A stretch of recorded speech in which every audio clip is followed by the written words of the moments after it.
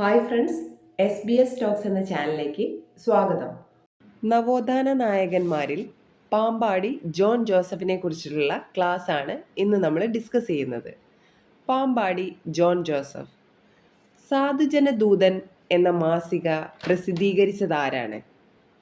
Pampady John Joseph.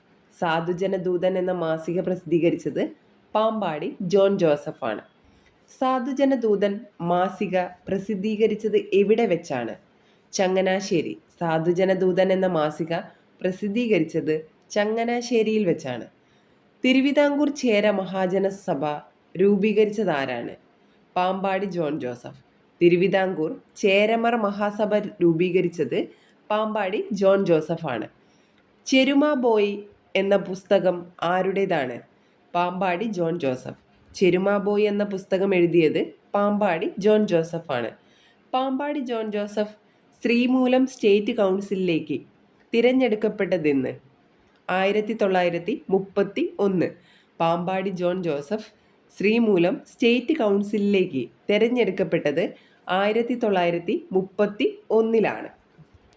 Pampady John ജോസഫിനെ പറ്റിയിട്ടുള്ള fact ഇവിടെ കഴിഞ്ഞിട്ടുണ്ട്. നമുക്കിതിനെ മോക്ക് ടെസ്റ്റ് ചെക്ക് ചെയ്യാം.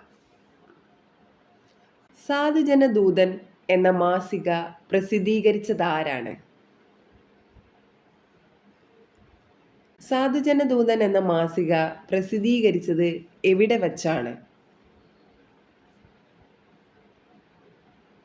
തിരുവിതാംകൂർ ചേരമർ മഹാജനസഭ രൂപീകരിച്ചതാരാണ്? ചെരുമാ ബോയ് എന്ന പുസ്തകം എഴുതിയതാരാണ്? പാമ്പാടി ജോൺ ജോസഫ് ശ്രീമൂലം സ്റ്റേറ്റ് കൗൺസിലിലേക്ക് തിരഞ്ഞെടുക്കപ്പെട്ടത് എന്നാണ്? പാമ്പാടി ജോൺ ജോസഫിനെ കുറിച്ചുള്ള മോക്ക് ടെസ്റ്റ് ഇവിടെ കഴിഞ്ഞിട്ടുണ്ട്. നമുക്കതിൻ്റെ ആൻസർ കീ ചെക്ക് ചെയ്യാം. സാധുജന ദൂതൻ എന്ന മാസിക പ്രസിദ്ധീകരിച്ചതാരാണ്? പാമ്പാടി ജോൺ ജോസഫ്. സാധുജന ദൂതൻ എന്ന മാസിക പ്രസിദ്ധീകരിച്ചത് എവിടെ വെച്ചാണ്? ചങ്ങനാശ്ശേരിയിൽ വെച്ച്. തിരുവിതാംകൂർ ചേരമർ മഹാജനസഭ രൂപീകരിച്ചതാരാണ്? പാമ്പാടി ജോൺ ജോസഫ്. ചെരുമാ ബോയ് എന്ന പുസ്തകം ആരുടേതാണ്? പാമ്പാടി ജോൺ ജോസഫ്. പാമ്പാടി ജോൺ ജോസഫ് ശ്രീമൂലം സ്റ്റേറ്റ് കൗൺസിലിലേക്ക് തിരഞ്ഞെടുക്കപ്പെട്ടത് എന്നാണ്? 1931. സോ ഫ്രണ്ട്സ്, മോക്ക് ടെസ്റ്റ് ഇവിടെ കഴിഞ്ഞിട്ടുണ്ട്.